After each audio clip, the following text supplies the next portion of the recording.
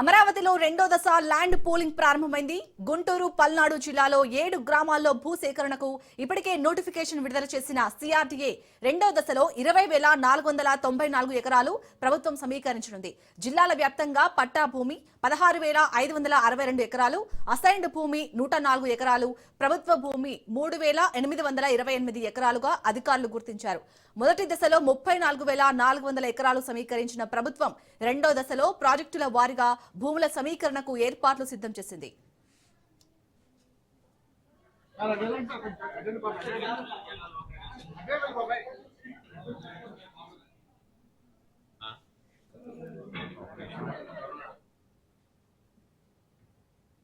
Right, ఇక ఇదే అంశంపై ప్రస్తుతం అయితే మంత్రి నారాయణ మాట్లాడుతున్నారు. లైవ్ లో చూద్దాం.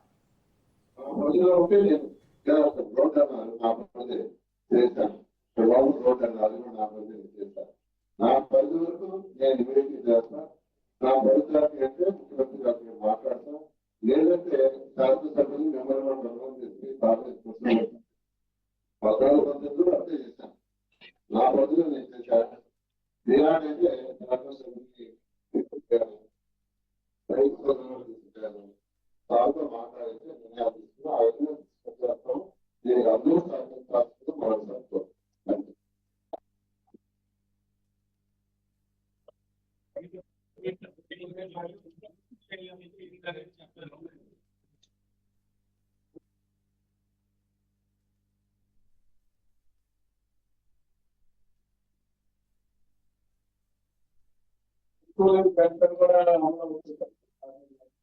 ఏం లేదండి. ఇప్పుడే గౌరవ శాసనసభ్యులు గారు, మంత్రి గారు చెప్పినట్టుగా ముందు కాలం అంటే అక్కడ ఎలాగైతే చేస్తామో ఆ రకంగానే అన్ని చేస్తాము. ఇక్కడ ఏది కూడా తగ్గించకుండా వీలైతే ఇప్పుడు ముఖ్యమంత్రి గారు ఆలోచించారు.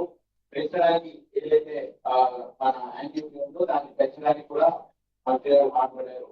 మనం 2025 ల్యాండ్ పూలింగ్ బుక్స్ అనేది కూడా తీసుకోవడం జరిగింది. మీకు వాళ్ళందరికీ తెలుసుంటుంది. వాటన్నింటిలో కూడా మనందరికీ ఏమేమి ఉన్నాయి అనేది మనం వివరించడం జరిగింది. మన ఈ రోజు నుంచి ఇక్కడ యూనిట్ ఆఫీస్ లో అధికారులు అందరూ ఉంటారు. మీరు వచ్చి వాటి ద్వారా ఇవన్నీ కూడా తెలుసుకోవచ్చు. ఇక ఈ రోజు ఈ రోజు నుంచి జరగాల్సిన సర్వేలన్నీ అంటే రైతులకు సంబంధించి కానీ, రైతులకు కానీ, లేకపోతే ఇంటికి సంబంధించి కానీ, గ్రామ ఘటనలకు కానీ, డ్రోన్ వీడియో కానీ, సర్వేలు కానీ ఇవన్నీ కూడా 4-5 రోజుల్లో అన్ని చేసుకుంటాము. అయితే ఇప్పుడే మంత్రి గారు శాసనసభ్యులు గారు చెప్పినట్టు తొందరలో దీన్ని ఇంకా ఎటువంటి డిలే లేకుండా ఇమీడియట్లీ కార్యకలాపాలను స్టార్ట్ చేయడానికి మేము సిఆర్డీఏ తరఫున గౌరవ మంత్రి గారు అలాగే శాసనసభ్యులు గారి ఆధ్వర్యంలో ముందుకు వెళ్తాము. మీ అందరితో కూడా టైం టు టైం వాడుతూ మీతో మాట్లాడుతూ ఉంటారు మంత్రి గారు, శాసనసభ్యులు గారు. ఎటువంటి ఫీడ్బ్యాక్ ఉన్నా కూడా తీసుకొని మన అందరూ ముందుకు వెళ్తాము. ఈ సందర్భంగా మాట్లాడుతుంటారు ఏం లేదా ఒకళ్ళు కానీ ఇద్దరు కానీ ఎవరైనా వచ్చి మాట్లాడచ్చు. చాలా రిక్వెస్ట్ అడిగా ఉంటుంది. ముఖ్యమంత్రి గారు మాట్లాడుతున్నాం ఆ విషయాలకు సంబంధం లేకుండా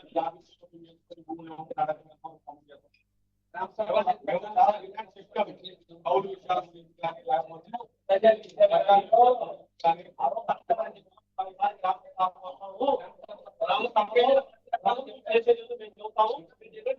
చెప్పండి.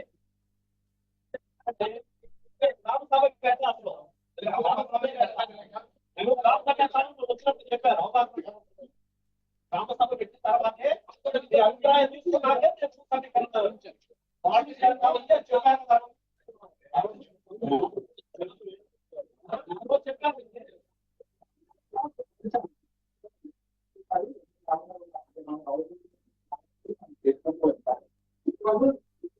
కార్యక్రమంలో ఇక్కడ కూర్చున్నాము.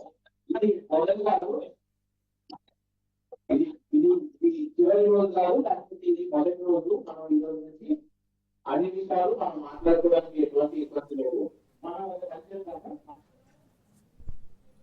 రైట్, ఇక ఇటు అమరావతిలో అయితే రెండో దశ ల్యాండ్ పోలింగ్ అయితే ప్రారంభమైంది. దీనికి సంబంధించి పూర్తి డీటెయిల్స్ ని మా కరెస్పాండెంట్ సంతోష్ అందిస్తారు. సంతోష్, ఏదైతే ఏపీ రాజధాని అమరావతి రెండో దశ అయితే కనుక ల్యాండ్ పూలింగ్ కి సంబంధించినటువంటి ప్రక్రియ అనేది కూడా ప్రారంభమయ్యింది. ఇక ఏదైతే తొలి విడతలో భాగంగా రెండు గ్రామాల్లో ఇటు పల్నాడు జిల్లాలో సంబంధించినటువంటి వడ్డమాను, అదేవిధంగా ఇటు ఎండ్రాయి, ఈ రెండు రెవెన్యూ గ్రామాల్లో అయితే కనుక ఈ యొక్క ప్రక్రియ దాదాపు 1938 ఎండ్రాయి గ్రామంలో, వడ్డమాన్లో కూడా దాదాపు 2000 ఎకరాల వరకు కూడా ఇటు ఈ ల్యాండ్ పూలింగ్ ప్రక్రియ అనేది కూడా ప్రారంభమవుతున్నటువంటి పరిస్థితులు. ఇక మిగిలిన 5 గ్రామాలు కూడా ఇటు కంటిన్యూ కొనసాగించే ప్రక్రియ అయితే కనుక కొనసాగుతున్నటువంటి నేపథ్యంలోనే ఏదైతే ఇటు ఇన్నర్ రింగ్ రోడ్ కావచ్చు, అదేవిధంగా international sports city, railway track, ఈ అభివృద్ధి పనులకు సంబంధించి ఈ యొక్క ల్యాండ్ పూలింగ్ సేకరణ అయితే కనుక ఇటు ప్రభుత్వం ఈ రోజు నుంచి అయితే కనుక అమలు చేస్తున్నటువంటి పరిస్థితులు కూడా నెలకొన్నాయని తెలుస్తూ ఉంది. అంటే దాదాపు ఇటు 16,666 ఎకరాలు అయితే కనుక ఇటు ల్యాండ్ పూలింగ్ ద్వారా సేకరిస్తున్నట్టు, అదేవిధంగా పట్టా భూమి, అదేవిధంగా ఇటు ప్రభుత్వ సంబంధించినటువంటి ల్యాండ్, అసైన్ ల్యాండ్, ఈ రెండు కలిపి కూడా దాదాపు 20,000 ఎకరాల వరకు కూడా ఇటు ప్రభుత్వం సేకరించే పనులు అయితే కనుక ఆ ప్రక్రియ అనేది కూడా మొదలు పెడుతున్నటువంటి పరిస్థితులు అయితే కనుక ఈ రోజు నుంచి కూడా కొనసాగుతున్నటువంటి పరిస్థితులు అయితే నెలకొన్నాయి. ఏదేమైనప్పటికీ ఇటు అమరావతిలో పలు అభివృద్ధి ప్రాజెక్టులకు సంబంధించి ఇక గ్రౌండ్ లెవెల్లో పూర్తి స్థాయిలో పనిచేయాలాగా ఇక దీనికి సంబంధించి రైతుల నుంచి ల్యాండ్ పూలింగ్, అంటే ల్యాండ్ పూలింగ్ లో భాగంగా రైతులు ఏదైతే సేకరిస్తున్నారో దానికి సంబంధించినటువంటి బెనిఫిట్స్ కూడా ఇటు గవర్నమెంట్ నుంచి రైతులకు ఇచ్చే విధంగా కూడా ఇక దానికి సంబంధించి అందరి సమక్షంలో కూడా ఈ యొక్క ల్యాండ్ పూలింగ్ ప్రక్రియ అనేది కూడా కొనసాగిస్తున్నటువంటి పరిస్థితులు నెలకొన్నాయని తెలుస్తా ఉంది. అలాగే సంతోష్, ఈ రోజు అయితే 2 గ్రామాల్లో గ్రామ సభలు నిర్వహిస్తున్నట్టుగా తెలుస్తుంది. మరి ఆ గ్రామానికి సంబంధించిన ప్రజలు ఏమని డిమాండ్ చేస్తున్నారు? ఏదైతే గ్రామ సభల్లో భాగంగా రైతులు పాల్గొనడం, అదేవిధంగా ఈ ల్యాండ్ పూలింగ్ లో కొన్ని సమస్యాత్మకమైనటువంటి సమస్యలు ఏవైతే వచ్చినప్పటికీ కూడా ఆ సమస్యలను పరిష్కరించి పూర్తి స్థాయిలో వారికి తగినటువంటి హామీ అయితే ఇవ్వనున్నట్టు కూడా తెలుస్తోంది. ఎందుకంటే ఏదైతే ఇటు ల్యాండ్ పూలింగ్ లో భాగంగా వాళ్ళకి కమర్షియల్ ఫ్లాట్స్ ఏవైతే ఇచ్చారో, కమర్షియల్ ఫ్లాట్ కి సంబంధించినటువంటి రోడ్ హిట్టింగ్స్ ఏవైతే వస్తున్నాయో ఆ రోడ్ హిట్టింగ్ కి సంబంధించినటువంటి ఫ్లాట్లను సైతం కూడా ఇటు మార్పులు చేర్పులు చేసే విధంగా కూడా ఇటు రైతులకు ప్రధానమైనటువంటి సమస్యను అయితే తీసుకొస్తున్నటువంటి పరిస్థితులు అయితే ఈ నేపథ్యంలోనే వాటికి సంబంధించినటువంటి కూడా ఇటు మార్పులు చేర్పులు అనేది కూడా చేస్తున్నటువంటి పరిస్థితులు. వారికి అయితే కనుక ఆ ఫ్లాట్లను సైతం కూడా మార్చేసి వారికి రిజిస్ట్రేషన్ చేసే ప్రక్రియ అనేది కూడా కొనసాగుతున్నటువంటి పరిస్థితులు. అయితే ఇటు రోడ్ హిట్టింగ్ ఏవైతే జరుగుతున్నాయో ఆ ఫ్లాట్స్ కి సంబంధించినటువంటి రైతులకు అయితే కొంతమేర అయితే కనుక కొన్ని అంశాలను ప్రస్తావించడం, వారి యొక్క సమస్యలను అనుగుణంగా కూడా ప్రభుత్వం ముందుకు వెళ్తున్నటువంటి నేపథ్యంలోనే ఇటు ల్యాండ్ పూలింగ్ ప్రక్రియ అనేది కూడా సజావుగా కొనసాగే విధంగా ఈ యొక్క గ్రామ సభలను సైతం కూడా నిర్వహిస్తున్నారు. ఈ యొక్క గ్రామ సభలలో స్థానిక ఎమ్మెల్యేతో పాటు అదేవిధంగా ఇటు 3 మెన్ కమిటీ, ఈ 3 మెన్ కమిటీలో సభ్యులను సైతం కూడా పాల్గొంటున్నారు. అంటే ఇటు మంత్రి నారాయణ కావచ్చు, అదేవిధంగా కేంద్ర మంత్రి పెమ్మసాని, స్థానిక ఎమ్మెల్యేలు ఇలా వరుసగా అయితే కనుక ఈ గ్రామ సభల్లో పాల్గొని అక్కడ ఉన్నటువంటి సమస్యలను సేకరించి ఇవన్నీ కూడా 3 మెన్ కమిటీలో నిర్వహించి ఆ 3 మెన్ కమిటీ సమస్యలను అయితే కనుక సీఎం చంద్రబాబు నాయుడు దృష్టికి తీసుకెళ్ళడం, అనంతరం కూడా తగినటువంటి నిర్ణయాలు, రైతులకి సంబంధించినటువంటి సమస్య పరిష్కారాలు ఈ దిశగా అయితే కనుక అడుగులు వేస్తూ కూడా ఈ యొక్క ల్యాండ్ పూలింగ్ సేకరణ చేస్తున్నారు. మరోవైపు ల్యాండ్ సేకరణ, ల్యాండ్ అక్విజిషన్ సైతం కూడా ఈ రోజే ప్రక్రియ అనేది కూడా కొనసాగిస్తున్నటువంటి పరిస్థితులు. ఏదైతే ఇటు జీడాక్సిస్ రోడ్ ఏదైతే గతంలో సగం వరకు నిర్మించి అనంతరం కూడా నిలిచిపోయినటువంటి నేపథ్యంలోనే ఆ పనులను సైతం కూడా శరవేగంగా ఇటు స్టీల్ బ్రిడ్జ్ ఏదైతే ఈ ఫిబ్రవరి నెలకి స్టీల్ బ్రిడ్జ్ అనేది కూడా అందుబాటులోకి వస్తున్నటువంటి నేపథ్యంలోనే సీడ్ యాక్సిస్ నుంచి ఈ స్టీల్ బ్రిడ్జ్ కి కనెక్టివిటీ రోడ్ ఏదైతే ఉందో సీడ్ యాక్సిస్ రోడ్డు కనెక్టివిటీ కోసం ల్యాండ్ అక్విజిషన్ సైతం, అంటే భూ సేకరణ, అంటే రైతులు ఎవరైతే ముందుకు రాని పక్షంలో అక్కడ ఉన్నటువంటి పరిస్థితులను బట్టి కూడా ఇటు ల్యాండ్ అక్విజిషన్ అయితే కనుక ప్రభుత్వం అడుగులు వేస్తున్నటువంటి నేపథ్యం. అయితే అది కూడా ఈ రోజు నుంచి కూడా ప్రారంభం అవుతుంది. దానికి సంబంధించి రైతులకు నోటీసులు కూడా ఇవ్వడం కూడా జరుగుతూ ఉంది. ఎవరైతే రైతులు భూమి ఇచ్చేందుకు ముందుకు రాలేదో ఆ ముందుకు ఇచ్చేందుకు రానటువంటి నేపథ్యంలోనే ల్యాండ్ అక్విజిషన్ నుంచి సైతం కూడా ముందడుగు వేస్తున్నటువంటి పరిస్థితులు అయితే కనుక ఈ రోజు నుంచి కూడా జరుగుతున్నటువంటి పరిస్థితులు అయితే ఉన్నాయి. చాలని రైట్, థ్యాంక్ యూ సంతోష్.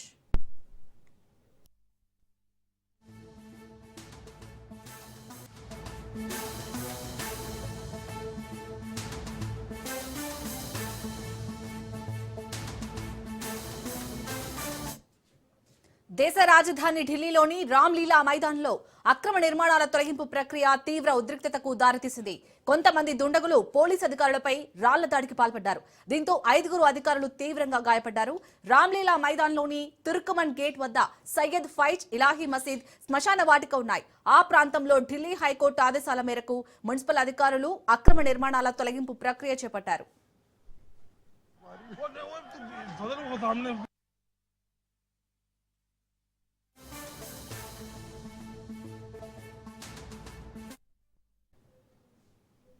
ప్రజలకు ఇబ్బంది కలగకుండా ఉండేందుకు తొలగింపు పనులు మొదలయ్యాయి. తెల్లవారుజామున దాదాపు 20 నుంచి 30 మంది దుండగులు అధికారులపై రాళ్ల దాడికి దిగారు. దీంతో పోలీసులు టియర్ గ్యాస్ ప్రయోగించక తప్పలేదు. దుండగుల దాడిలో 5 పోలీసులకు తీవ్ర గాయాలయ్యాయి. రైట్, ఇదే అంశానికి సంబంధించి పూర్తి డీటెయిల్స్ ని మా కరెస్పాండెంట్ సైదులు అందిస్తారు. సైదులు, ప్రజెంట్ దేశ రాజధాని ఢిల్లీలోని రామ్లీలా మైదాన్లో ఎలా ఉంది సిచ్యుయేషన్? శాలిని, ప్రస్తుతం అయితే దేశ రాజధాని ఢిల్లీ రామ్లీలా మైదానంలో కొంచెం టెన్షన్ వాతావరణం సద్దుమణిగిందని చెప్పుకోవచ్చు. కాకపోతే ఈ రోజు తెల్లవారుజాము నుంచి కూడా ఢిల్లీ రామ్లీలా మైదానం దగ్గర టెన్షన్ వాతావరణం నెలకొంది. తుర్కమన్ గేట్ వద్ద పురాతన మసీదుని ఆనుకొని కొందరు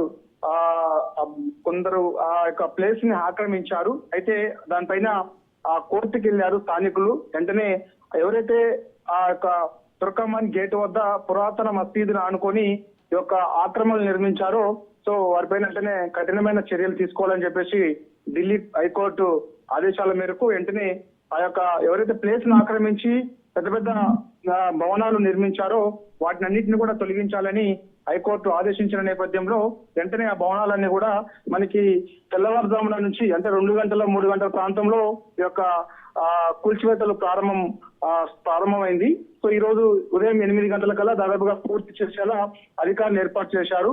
కాబట్టి వెంటనే ఆ సమయానికి కూల్చివేతలు ప్రారంభమైన తర్వాత స్థానికులు అక్కడ ఉన్నటువంటి వారిని రెచ్చగొట్టి పోలీసుల పైన రాళ్లు రువే ప్రయత్నం చేశారు. రాళ్లు రువ్వారు. ఎవరైతే రాళ్లు రువ్వారో వారిని గుర్తించి వెంటనే అదుపులోకి తీసుకున్నారు. పెద్ద ఎత్తున ఈ యొక్క ప్లేస్ ను ఆక్రమించిన వారు ఎవరైతే ఉన్నారో వారందరినీ కూడా అక్కడికి వచ్చి కొంత వాగ్వాదాన్ని ప్లాన్ చేశారు. పోలీసులందరి పైన రాళ్లు రువే ప్రయత్నం చేశారు. వెంటనే పోలీసులు కూడా టియర్ గ్యాస్ ప్రయోగించాల్సిన పరిస్థితి వచ్చింది. సో వాళ్ళందరూ కూడా అక్కడి నుంచి జరగొట్టి కొందరు అదుపులోకి తీసుకున్నారు.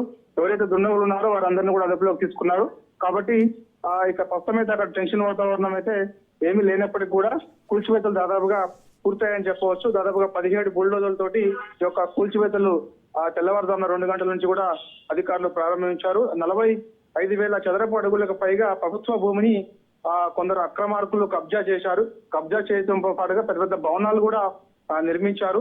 హైకోర్టు ఆదేశాలతో Delhi municipal corporation special drive చేసి భారీ పోలీస్ బందోబస్తు మధ్య ఈ యొక్క ఆక్రమణలను కూల్చివేత ని స్టార్ట్ చేశారు. సో ఈ రోజు ఉదయం 8 గంటలకు దాదాపు కూల్చివేతలన్నీ కూడా పూర్తి అయ్యాయి. కాబట్టి దేశ రాజధాని ఢిల్లీలో మాత్రం ఈ యొక్క రామ్లీలా మైదానంలో అక్రమ నిర్మాణాలకు సంబంధించి మాత్రం గత కొన్ని ఏళ్ల నుంచి కూడా ఈ యొక్క ఆక్రమణకు సంబంధించి ఎంతో అక్కడ ఉన్నటువంటి స్థానికులు ఎవరైతే ఉన్నారో వారు ఫిర్యాదు చేస్తూ వస్తున్నారు. కాబట్టి కొందరు కోర్టుకు వెళ్లారు. కోర్టుకు వెళ్ళిన తర్వాత ఖచ్చితంగా ఈ యొక్క తుర్కమన్ గేట్ వద్ద పురాతన మసీదును ఆనుకొని చాలా వరకు అక్రమాలు జరిగాయని చెప్పేసి కూడా గుర్తించారు.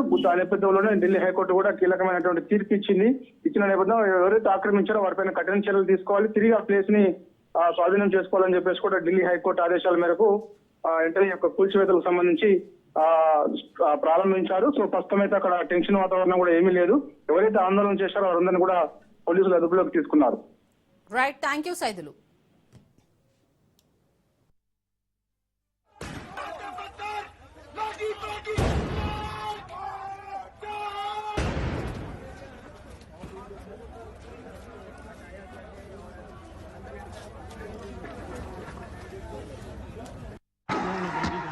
तेरी कसम।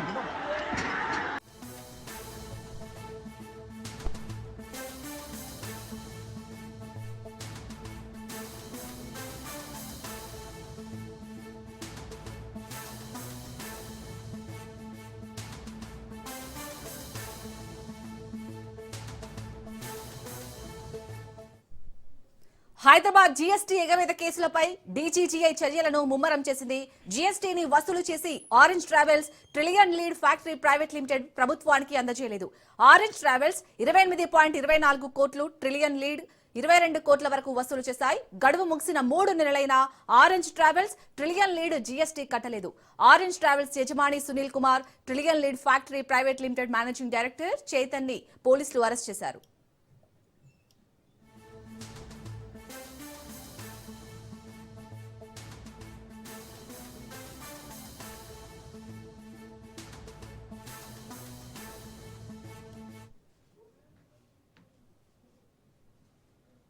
రైట్, ఇదే అంశానికి సంబంధించి పూర్తి డీటెయిల్స్ ని మా క్రైమ్ బ్యూరో చీఫ్ మధు అందిస్తారు. మధు, హైదరాబాద్ కు సంబంధించి జీఎస్టీ ఎగువేత ఏదైతే ఉందో ఆ ఎగువేత కేసుపై మొత్తానికి చర్యలు అయితే ముమ్మరంగా మొదలయ్యాయని చెప్పవచ్చు. డీజీజీఏ అయితే ఈ మొత్తం యాక్షన్ అంతా కూడా సిద్ధం చేసింది. ప్రధానంగా కూడా జీఎస్టీని వసూలు చేసి ప్రభుత్వానికి అందజేసి ఆరెంజ్ ట్రావెల్స్ అదేవిధంగా trillion lead factory private Limited's ఏవైతే ఉన్నాయో వీటికి సంబంధించి ప్రస్తుతం యాక్షన్ మొదలైందని చెప్పాలి.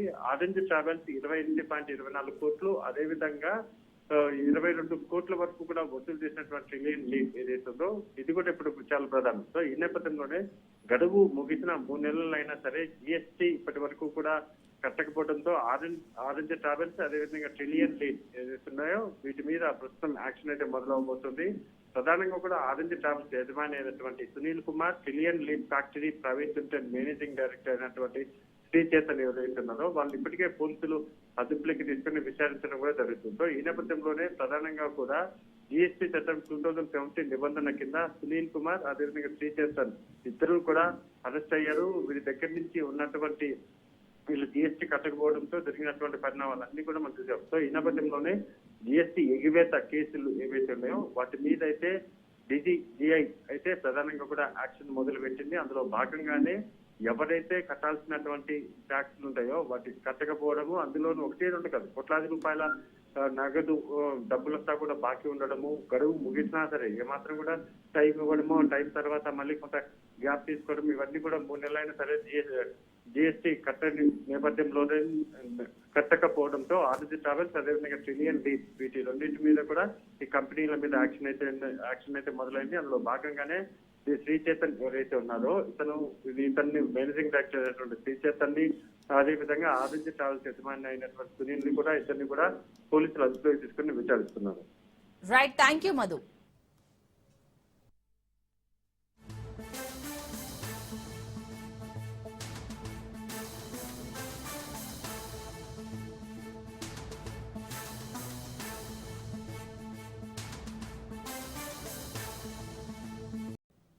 సినిమా టికెట్ రేట్ల పంచాయతీ మళ్లీ మొదటికి వచ్చింది.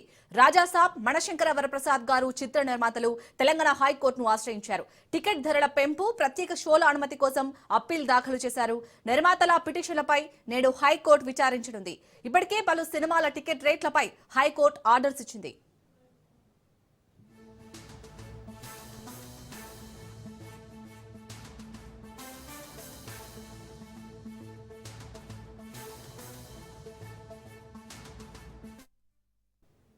సినిమా టికెట్ రేట్ల పంచాయతీ మళ్లీ మొదటికి వచ్చింది.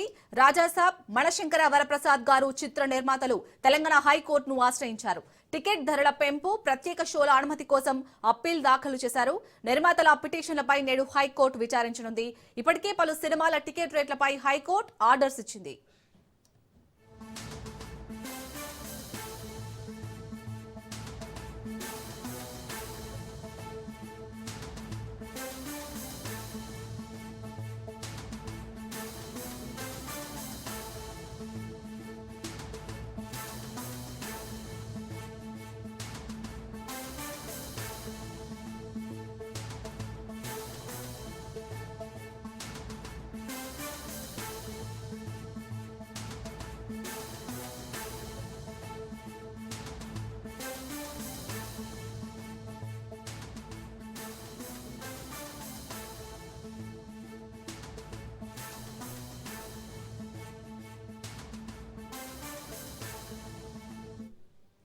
రెడ్డిగేటు రాజాసాబ్ అలాగే మనశంకర వరప్రసాద్ చిత్ర నిర్మాతలైతే వేసిన పిటిషన్లపై ఈ రోజైతే హైకోర్టు విచారించనుంది.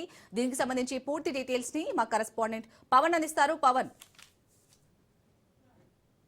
సంక్రాంతికి విడుదల కానున్న రాజాసాబ్ మనశంకర వరప్రసాద్ సినిమాలకు సంబంధించి ఇటు ప్రీమియర్ షోతో పాటు టికెట్ల రేట్లు పెంచాలని చెప్పి కూడా ఆ చిత్ర నిర్మాతలను హైకోర్టు కూడా ఆశ్రయించారు. మొదటగా దీనికి సంబంధించి హైకోర్టును ఆశ్రయించిన నేపథ్యంలో సింగిల్ బెంచ్ ఈ పిటిషన్ కూడా కొట్టేసింది. ఎందుకంటే టికెట్లు పెంచడానికి అనుమతి నిరాకరించింది. దీంతో యొక్క చిత్ర నిర్మాతలు కూడా హైకోర్టును కూడా ఆశ్రయించారు. ఎందుకంటే హైకోర్టును ఆశ్రయించిన నేపథ్యంలో సింగిల్ బెంచ్ ఇచ్చిన ఉత్తర్వును రద్దు చేయాలి, సస్పెండ్ చేయాలంటూ కూడా హైకోర్టును ఈరోజు ఆ యొక్క పిటిషన్ దాఖలు చేసిన నేపథ్యంలో దీనిపైన వాదనలు కూడా కొనసాగుతాయి. ముఖ్యంగా చూస్తే మాత్రము చిత్ర నిర్మాతలు మాత్రం ఈ సినిమాకు సంబంధించి చాలా డబ్బులు వెచ్చించి ఈ యొక్క సినిమా తీసాము. అంతేకాకుండా ఈ యొక్క సినిమాలకు ప్రీమియర్ షోతో పాటు టికెట్లు పెంచడానికి వెసులుబాటు ఇవ్వాలని చెప్పి కూడా హైకోర్టులో యొక్క పిటిషన్ నేపథ్యంలో దీనిపైన వాదనలు కూడా కొనసాగుతాయి. అయితే ముఖ్యంగా చూస్తే మాత్రం ఈ సినిమాలకు సంబంధించి చూస్తే 9న రాజాసాబ్ సినిమా కావచ్చు, 12న మనశంకర వరప్రసాద్ సినిమా యొక్క రిలీజ్ నేపథ్యంలో దీనిపైన టికెట్లు రేట్లు పెంచే విధంగా కూడా తమకు అనుమతి ఇవ్వాలంటూ కూడా చిత్ర నిర్మాతలకు సంబంధించి కూడా పిటిషన్ పైన వాదనలు కొనసాగుతాయి. మరోవైపు చూస్తే మాత్రము రేట్లు పెంచితే తమకు అనుకూలంగా ఉంటుంది. ఒకవేళ మాత్రము హైకోర్టులో చుక్కెదురైతే మాత్రము ఈ యొక్క సినిమాలకు సంబంధించి పెట్టుబడి తీవ్రంగా నష్టపోయే అవకాశం ఉంటుంది. ఎందుకంటే ఈ యొక్క డబ్బులు కలెక్షన్ చాలా స్లోగా ఉంటుంది కాబట్టి రేట్లు పెంచితే తమకు వెసులుబాటు ఉంటుందని చెప్పి కూడా చిత్ర నిర్మాతలు దీనికి సంబంధించి ఒక పిటిషన్ పైన కూడా వాదనలు వినిపించనున్నారు. మరోవైపు చూస్తే హైకోర్టుకు సంబంధించి దీనిపైన ఏ విధంగా వాదనలు కొనసాగుతాయి. ఎందుకంటే చిత్ర నిర్మాతలకు సంబంధించిన పిటిషన్ పైన ఇప్పటికే సినిమాకు సంబంధించి ఎన్ని కోట్ల రూపాయలు వెచ్చించి సినిమా తీసాము, దాని తర్వాత డబ్బులు సంబంధించిన టికెట్లు రేట్లు పెంచితే తమకు ఏ విధంగా అనుకూలంగా ఉంటుంది దానిపైన కూడా వాదనలు వినిపిస్తారు. మరోవైపు హైకోర్టులో దీనికి సంబంధించి అడ్వకేట్ జనరల్ కూడా దీనికి సంబంధించి వాదనలు కూడా వినిపిస్తారు. ఎందుకంటే గతంలో కూడా సినిమా టికెట్లు రేట్లు పెంచితే మాత్రము మధ్యతరగతికి పెను భారం అవుతుంది. అప్పుడు సినిమాకు సంబంధించి కూడా మధ్యతరగతి కుటుంబాలు సినిమా చూడలేని పరిస్థితి ఉంటుంది. కాబట్టి దీనిపైన పెంచరాదని చెప్పి కూడా వాదన కూడా వినిపించే అవకాశం కూడా ఉంటుంది. అయితే దీనిపైన కోర్టు ఏ గ్రౌండ్ లెవెల్స్ లో తీసుకొని తీర్పునిస్తుందని మాత్రం వేచి చూడాల్సిన పరిస్థితి కనిపిస్తుంది. మరికొద్ది సేపట్లో కూడా హైకోర్టులో దీనికి సంబంధించి సినిమా పిటిషన్ పైన కూడా వాదనలు కొనసాగుతాయి. కానీ వాదనలు ఏ విధంగా కొనసాగుతాయి అనేది మాత్రము చాలా ఉత్కంఠంగా కనిపిస్తుంది. కనిపించిన నేపథ్యంలో చూస్తే మాత్రము కోర్టు తీర్పు మాత్రము చాలా కీలకంగా ఉంది. ఎందుకంటే చిత్ర నిర్మాతలు మాత్రము హైకోర్టులో తమకు ఊరట లభిస్తుంది అనేది మాత్రము ప్రధానంగా కొంత ఆశాభావం వ్యక్తం చేస్తున్నారు. మరోవైపు చిత్ర సంబంధించి పూర్తిగా సినిమాలు పెంచితే తమ మధ్యతరగతి వారం సినిమాను కూడా చూసే అవకాశం ఉండదు అనేది మాత్రం మధ్యతరగతి నుంచి కూడా వినిపిస్తున్న వాదనలు కూడా వినిపిస్తున్నాయి. మొత్తానికి మాత్రం హైకోర్టు విచారణ మాత్రం చాలా కీలకంగా మారనుంది. పవన్, ఇప్పటికే అంటే గతంలో కూడా పలు సినిమాల టికెట్ రేట్లపై ఇటు హైకోర్టు అయితే కొన్ని ఆర్డర్స్ ఇచ్చింది. సో ఇప్పుడు కూడా ఈ రోజు జరగబోయే విచారణలో కూడా ఈ రెండు సినిమాలకు సంబంధించి అంటే అలాంటిది రిపీట్ అయ్యే అవకాశం ఉందా? అయితే ఇప్పటికే చిత్ర నిర్మాతలకు సంబంధించి చూస్తే తెలంగాణ రాష్ట్ర హోంశాఖ కూడా వీరు దరఖాస్తు కూడా పెంచుకున్నారు. ఎందుకంటే దరఖాస్తులో చిత్ర సంబంధించిన ప్రీమియర్ షోతో పాటు టికెట్ల రేట్లు పెంచేందుకు కూడా వెసులుబాటు ఇవ్వాలని చెప్పి కూడా విజ్ఞప్తి పత్రం కూడా ఇచ్చిన పరిస్థితి చూస్తున్నాం. దానిపైన కూడా ఇప్పటికే దీనికి సంబంధించి తెలంగాణ హైకోర్టు కూడా ఈ విజ్ఞప్తి సంబంధించిన వినతి పత్రం కూడా చూపించే అవకాశం ఉంటుంది. అయితే దీనిపైన హైకోర్టు ఆర్డర్స్ ఇచ్చే విధంగా కూడా ఇవ్వాలని చెప్పి కూడా దీనికి సంబంధించి చూసాం. అయితే గతంలో కూడా చాలా సినిమాలకు సంబంధించి టికెట్లు రేట్లు పెంచాలని చెప్పి కూడా పిటిషన్లు కూడా దాఖలయ్యి దానిపైన అప్పుడు కొన్ని పిటిషన్ల వైపు దీనికి సంబంధించి తిరస్కరించింది చూసాం. మరి కొన్ని రేట్లను పెంచుకోవడానికి వెసులుబాటు కూడా ఇచ్చిన దాఖలాలు కూడా చూసాం. కానీ ఈ రోజు మాత్రము సంక్రాంతి పండుగ నేపథ్యంలో భారీ ఎత్తున బడ్జెట్ సినిమాలు వస్తున్న నేపథ్యంలో మాత్రము హైకోర్టు దీనిపైన ఎలాంటి కీలక నిర్ణయం తీసుకుంటుంది అనేది మాత్రము వేచి చూడాల్సిన పరిస్థితి కూడా కనిపిస్తుంది. Right, thank you Pawan. ఖమ్మంలో బీఆర్ఎస్ కు మరో షాక్ తగిలింది. 3 బీఆర్ఎస్ కార్పొరేటర్లు కాంగ్రెస్ లోకి చేరేందుకు సిద్ధమయ్యారు. ఇప్పటికే 5 మహిళా కార్పొరేటర్లు కాంగ్రెస్ లో చేరారు. నేడు మరో 3 కాంగ్రెస్ లో చేరేందుకు సిద్ధమయ్యారు. ఖమ్మం నుంచి హైదరాబాద్ కు కార్పొరేటర్లు బయలుదేరారు.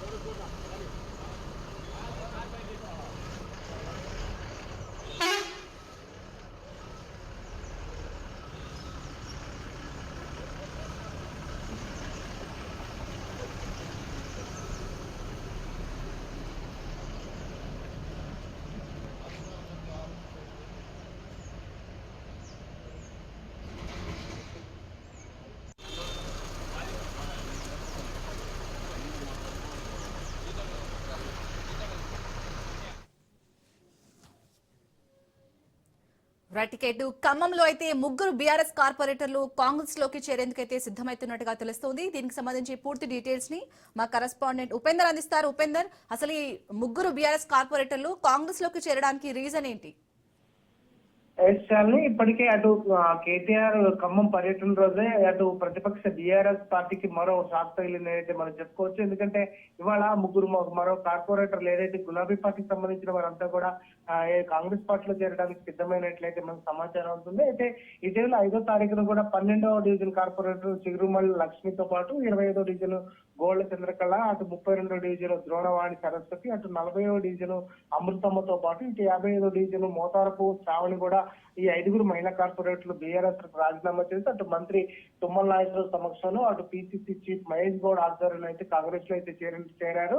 అయితే ఇవాళ మరో ముగ్గురు అది కేటీఆర్ పర్యటన రోజు అస్తం పార్టీ అంటే అటు కాంగ్రెస్ పార్టీలో చేరడానికి సిద్ధమైనట్లయితే తెలుస్తుంది. రాష్ట్ర వ్యాప్తంగా కూడా ఈ విషయం హాట్ టాపిక్ గా మారిందైతే మనం చెప్పుకోవచ్చు. ఇక ఖమ్మం 3 టౌన్ ప్రాంతానికి చెందినటువంటి ధనాల రాధ, అటు తోట వీరభద్రం, రుద్రగాని ఉపేందరు, వీళ్ళంతా 3 టౌన్ ఏరియాకి చెందినటువంటి ఒకరు. మొత్తం ఈ నేడు ఏదైతే సీఎం రేవంత్ రెడ్డి సమక్షంలో కాంగ్రెస్ పార్టీ కండువ కప్పుకోనున్నట్లయితే మనకు సమాచారం ఉంటుంది. ఇటీవల జరిగినటువంటి గ్రామ పంచాయతీ ఎన్నికల్లో అటు బీఆర్ఎస్ మద్దతుతో గెలుపొందినటువంటి సర్పంచులు, ఉప సర్పంచులను సన్మానించేందుకు ఇటు కేటీఆర్ ఖమ్మం వస్తున్నారు. ఈ మేరకు మాజీ మంత్రి ఏదైతే పువ్వాడ అజయ్ కుమార్ తో పాటు ప్రత్యేక ఏర్పాట్లు కూడా చేశారు. ఇప్పటికే ఖమ్మం జిల్లాకు బీఆర్ఎస్ ఎంపీలు రవిచంద్ర, మాజీ ఎమ్మెల్యేలు ఉపేందర్ రెడ్డి, చంద్ర వెంకటవీరే, ఎమ్మెల్సీలు తాతమధు కావచ్చు, మాజీ ఎమ్మెల్సీలు, ఇతర నాయకులంతా కూడా ఈ కార్యక్రమంలో పాల్గొంటారు. వీటితో పాటు అటు భద్రాద్రి కొత్తగూడెం జిల్లాకు చెందినటువంటి మాజీ ఎమ్మెల్యేలు, జిల్లా నాయకులు కూడా ఈ కార్యక్రమంలో పాల్గొన్నట్లే తెలిసింది. మొత్తంగా అటు కేటీఆర్ ఖమ్మం పర్యటన నేపథ్యంలో వరుసగా చోటు చేసుకున్నటువంటి కార్పొరేటర్లు పార్టీ మారుతున్న పరిణామాలు ఇటు రాజకీయ చర్చకైతే దారితీస్తున్నాయి.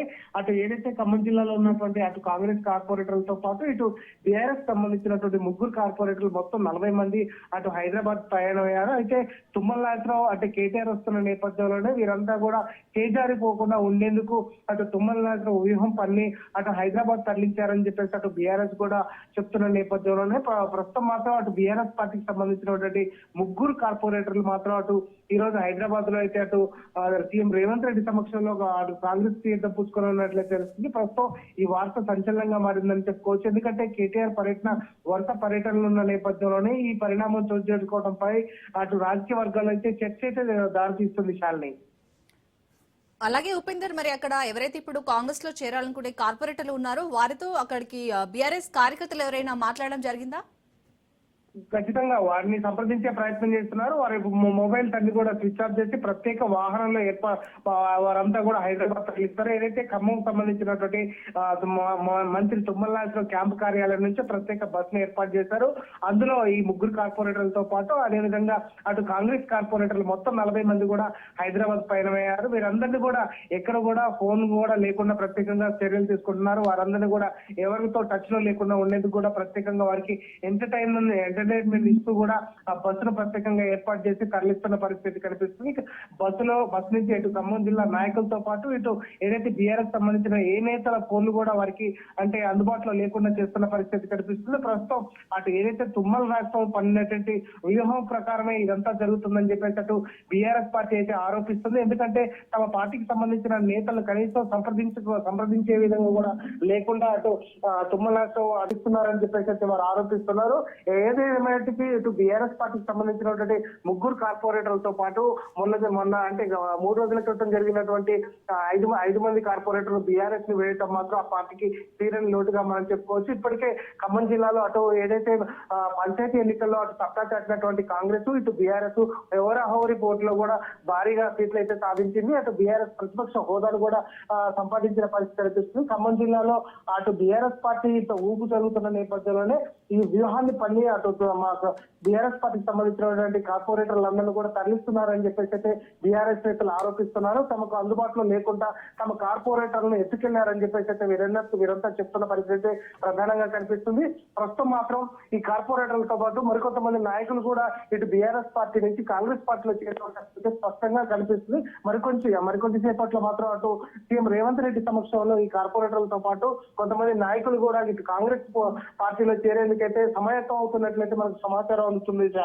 Right, thank you Upender.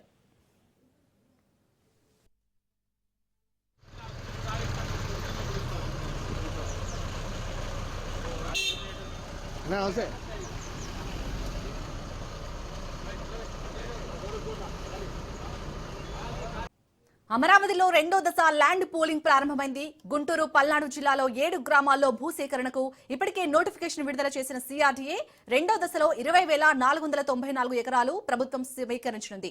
జిల్లాల వ్యాప్తంగా పట్టా భూమి 16,562 ఎకరాలు, అసైన్డ్ భూమి 104 ఎకరాలు, ప్రభుత్వ భూమి 3,828 ఎకరాలుగా అధికారులు గుర్తించారు. మొదటి దశలో 34,400 ఎకరాలు సమీకరించిన ప్రభుత్వం రెండో దశలో ప్రాజెక్టుల వారీగా భూముల సమీకరణకు ఏర్పాట్లను సిద్ధం చేసింది.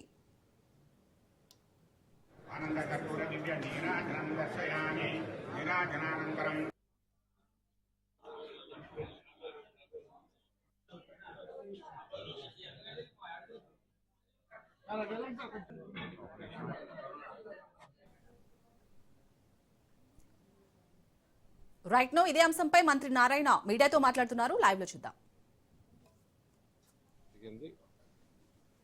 ఈ కార్యక్రమంలో యాక్చువల్ గా అనేక మంది రైతులు కూడా ఈరోజు పాల్గొన్నారు. అయితే ఈ యొక్క డిస్కషన్ లో గౌరవనీయ శాసనసభ్యులు శ్రావణి గారు రైతులు అడుగుతున్నారని ఒక 2 విషయాలను యాక్చువల్ గా నా ముందు 3 విషయాలు తీసుకొచ్చారు. ఆ 3 విషయాల్లో ఒకటి, ఈ విలేజ్ ఇన్ఫ్రాస్ట్రక్చర్ కూడా ఇమీడియట్ గా చేయండి. రోడ్లు కావచ్చు, డ్రైన్స్ కావచ్చు, లేదా లైట్స్ కావచ్చు, అండర్ గ్రౌండ్ డ్రైనేజ్ కావచ్చు. ఏదైతే 29 గ్రామాల్లో డిపిఆర్లు తయారు చేసి శాసనసభ్యులకు ఇస్తే వారు మళ్ళీ ఆ గ్రామంలో ఉండే వాళ్ళతో మాట్లాడటం, చిన్న మార్పులు చేర్పులు చేస్తే దాన్ని యాక్సెప్ట్ చేసి ఆల్రెడీ వర్క్ స్టార్ట్ చేసాము. 6 నెలలు అంటే వచ్చే వర్షాకాలం సీజన్ లోపల పూర్తి చేయమని ఆదేశించాం. కంప్లీట్ చేస్తాం. అదేవిధంగా ఈ గ్రామంలో కూడా చేయమని అడిగారు. అయితే దానికి ఏంటంటే దీని చుట్టుపక్కల ఏదైతే ల్యాండ్ పూలింగ్ ఇస్తున్నారో దాని లెవెల్స్ అవన్నీ ఫైనల్ కావాలి. దానికి కొంత సమయం పడుతుంది. అంటే ఒక 2 నెలలు, 3 నెలలు, 4 నెలలు అది లెవెల్స్ కంప్లీట్ చేయించి అది అయిన తర్వాత ఇమీడియట్ గా ఇక్కడ కూడా డిపిఆర్లు చేసి శాసనసభ్యులకు ఇవ్వడం జరుగుతుంది.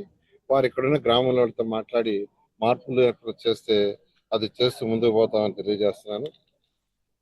అదేవిధంగా మాకు ల్యాండ్స్ తీసుకుంటున్నారు. 2015 జనవరి 1 అప్పుడు నోటిఫికేషన్ ఇచ్చింది. తర్వాత సింగపూర్ వాళ్ళ దగ్గర డిజైన్ చేయించడానికి దానికి 8 నెలలు పట్టింది. నార్మల్ ఫాస్ట్ వాళ్ళు అందరినీ కాంటాక్ట్ చేయడానికి కొంత టైం పట్టింది. అయితే ఈసారి అంటే అవన్నీ పట్టడం వల్ల 2014-19లో మేజర్ వర్క్స్ అన్ని స్టార్ట్ అయింది 2017 ఎండ్లో. అంటే ఎలక్షన్స్ దాదాపు 1 year ముందే అక్కడ స్టార్ట్ అయింది. అమరావతి క్యాపిటల్ సిటీలో స్టార్ట్ అయిన వర్క్లన్నీ ఎలక్షన్స్ దాదాపు 1 year 2 months అయ్యాయి. అప్పుడు కూడా 3 years ముందుగానే స్టార్ట్ అయ్యింటే అవన్నీ కంప్లీట్ అయ్యాయి. అయితే గత ప్రభుత్వం రావటం, అనేక డెసిషన్స్ వాళ్ళు తీసుకోవటం రైతు సోదరులు నష్టపెట్టారు. అయితే ఈ ప్రభుత్వం రాగానే ఇప్పుడు అన్ని స్టార్ట్ చేసాము. ఎంతో వేగవంతంగా దాదాపు 55,000 కోట్లు ఖర్చు జరుగుతున్నాయి. ఇవన్నీ కూడా 3 ఏళ్లలో అయిపోతాయి. అధికార భవనాలు అయితే 4,026, అందులో ఒక 500 తప్ప మిగతావన్నీ రేపు మార్చి హ్యాండ్ ఓవర్ చేస్తున్నాం. సీడ్ యాక్సెస్ రోడ్ని February 2కి మంగళగిరి రోడ్డు పైకి ఎక్కిస్తున్నాం. అదేవిధంగా ట్రంక్ రోడ్స్ అన్ని 2 years లోపల అయిపోతాయి. లేఅవుట్స్ 2.5 years, ఐకానిక్ బాక్స్ మొత్తం 3 years పడుతుంది. అలాగే కొత్తగా ఏదైతే ఇప్పుడు ల్యాండ్ పూలింగ్ తీసుకుంటున్నామో అక్కడ వాళ్ళందరూ ఇలా డిలే అయితే ఎట్లా సార్ మాకు అంటే దానికి యాక్చువల్గా ముఖ్యమంత్రి గారితో చెప్పడం జరిగింది. ఫస్ట్ సీడ్ యాక్స్ రోడ్లో అయితే 2 lane వేస్తున్నాం. మాస్టర్ ప్లాన్ 9 లైన్స్కి 12 లైన్స్కే మాస్టర్ ప్లాన్ చేస్తాం సార్. అయితే